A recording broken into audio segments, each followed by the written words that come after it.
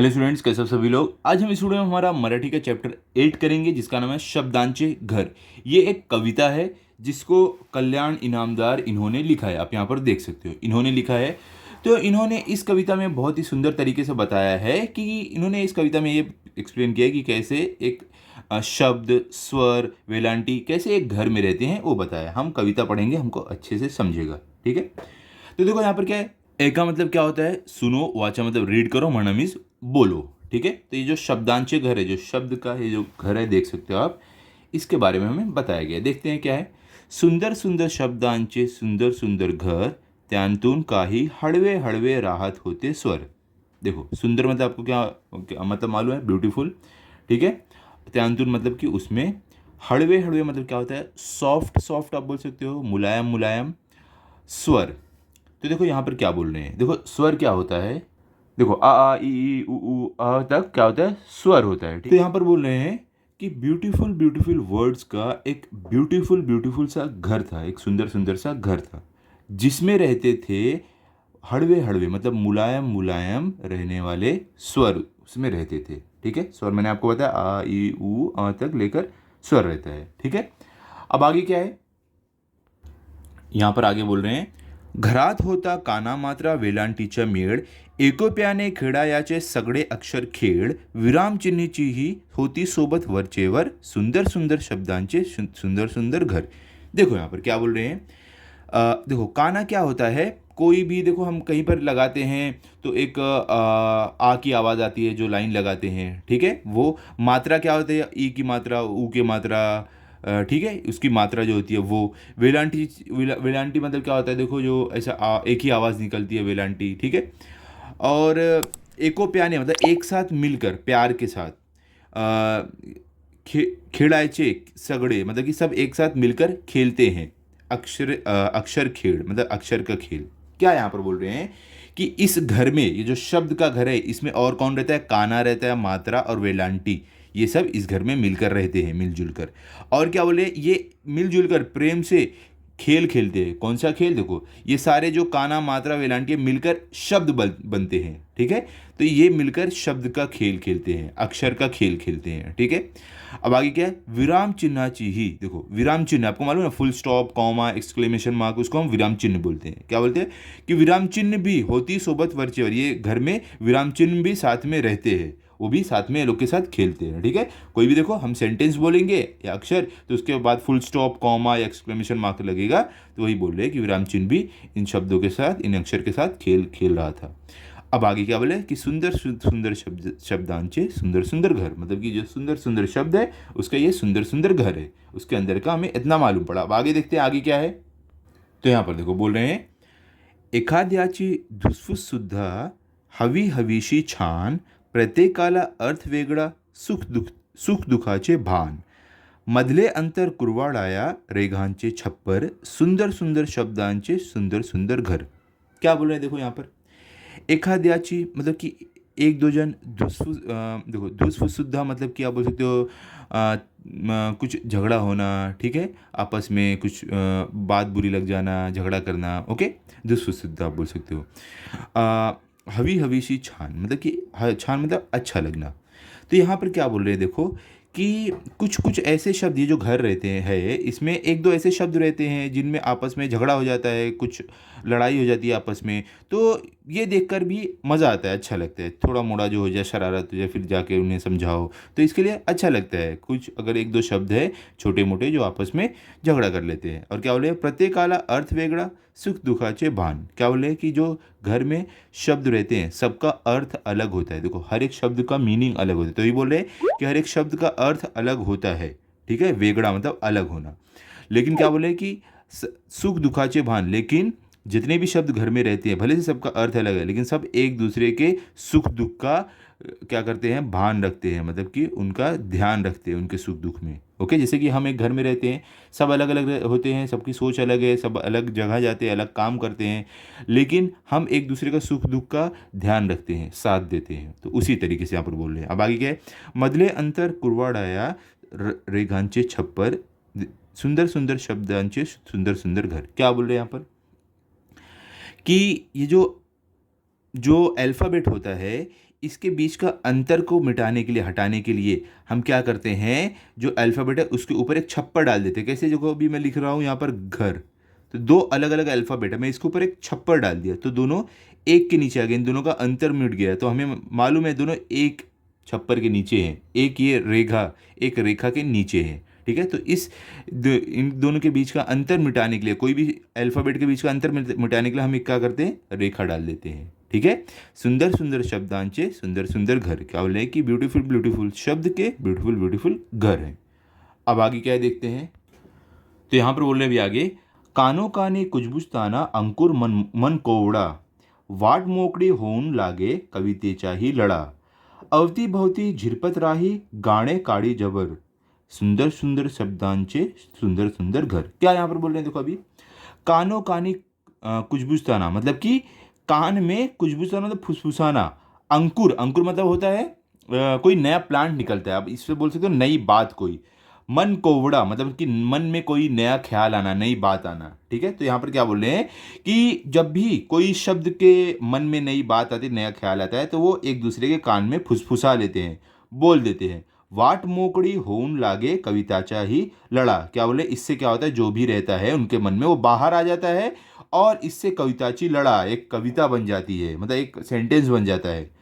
अवती भवती झिरपत राही गाड़े काड़ी जब गाड़ी जबर, क्या यहाँ पर बोल रहे हैं कि इधर उधर झिरपत, देखो झिरपत मतलब होता है कि आप बोलते हो पाजरा, ट्रिकलिंग आप बोल सकते हो, मतलब कि आजू बाजू में जो जैसे बूंदे नहीं गिरती है, वैसे सबके अब मन में क्या आने लगा है, ये जो गाना है, जो कविता है, वो सब अपने मन में गुनगुनाने लगे हैं, बोलने लगे हैं आजू बाजू सब लोग। ठीक है, तो ये सुंदर सुंदर शब्दांचे सुंदर सुंदर घर, तो ये है सुंदर सुंदर शब्द का सुंदर सुंदर घर, जिससे मिलकर एक अक्षर बनता है, अक्षर से मिलके बहुत सारे अक्षर मिलकर बनते हैं एक पोएम, कविता जो लोग गुनगुनाते हैं। तो इस तरीके से हमें एक्सप्लेन किया गया है शब्दांचे घर।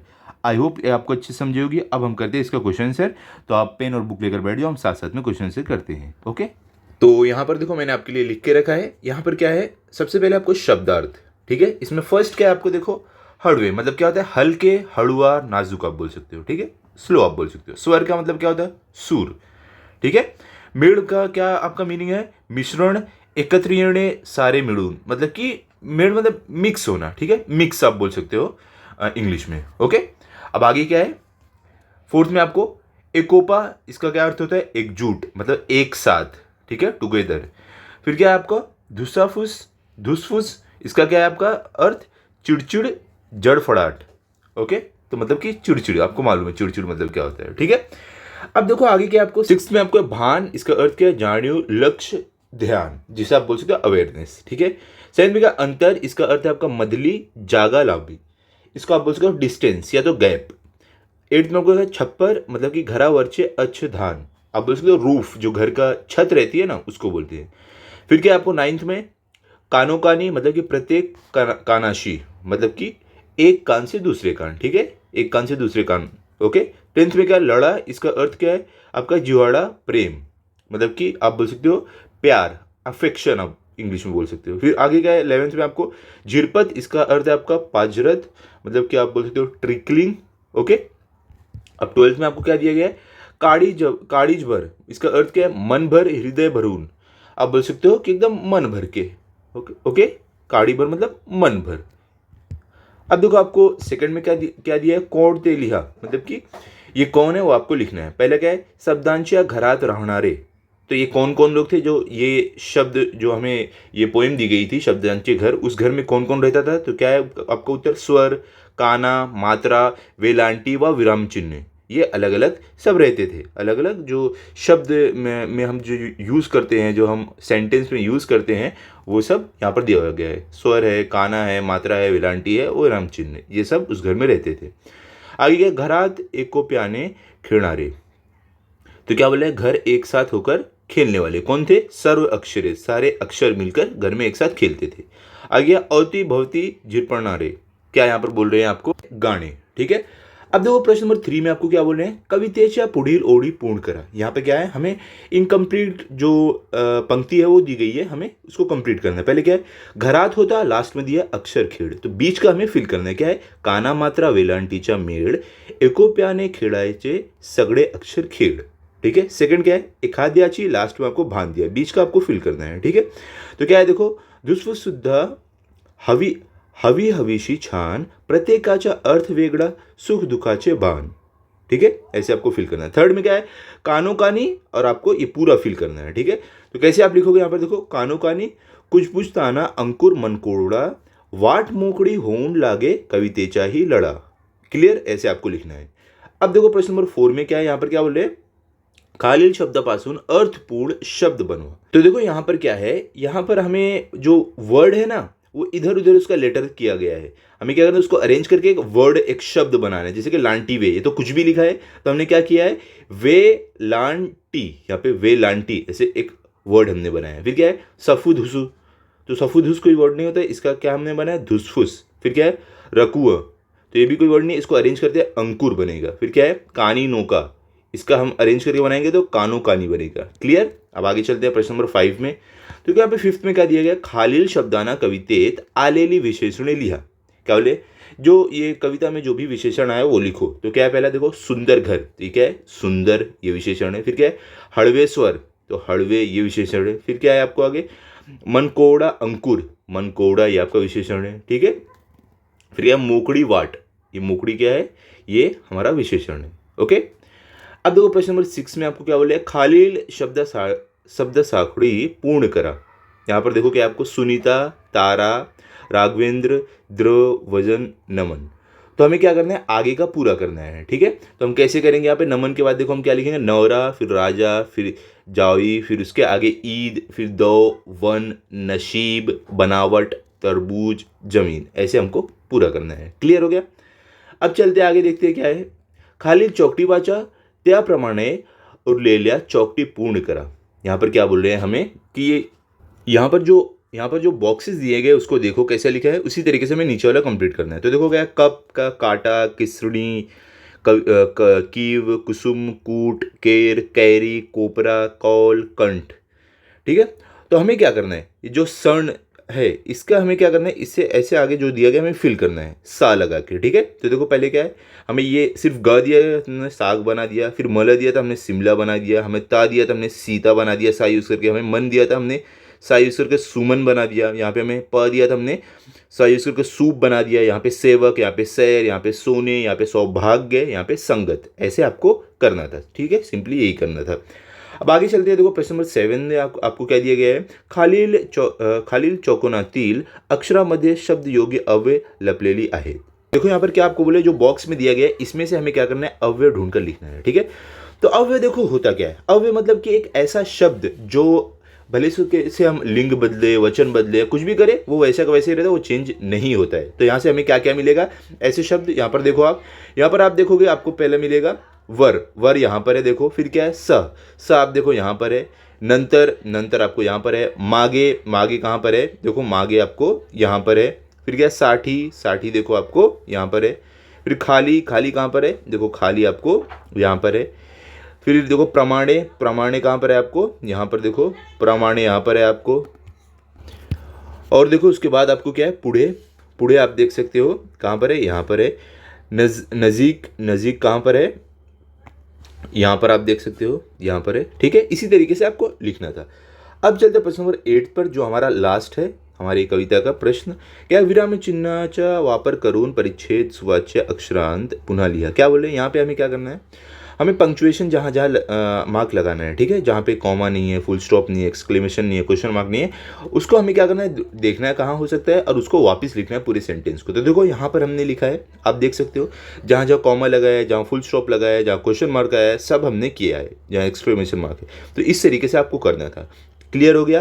तो यहाँ पे हमारा ये चैप्टर कंप्लीट, ये पोएम जो थी, एक्सप्लेनेशन और क्वेश्चन आंसर दोनों कंप्लीट होते हैं। आई होप आपको अच्छे से समझा होगा, आप इसको अच्छे से पढ़ लो और लर्न कर लो। मिलते हैं अगले वीडियो में। अगर आपको ये वीडियो अच्छा लगा हो तो आप इस वीडियो को लाइक करो, अपने सभी दोस्तों के साथ शेयर करो। Thank you.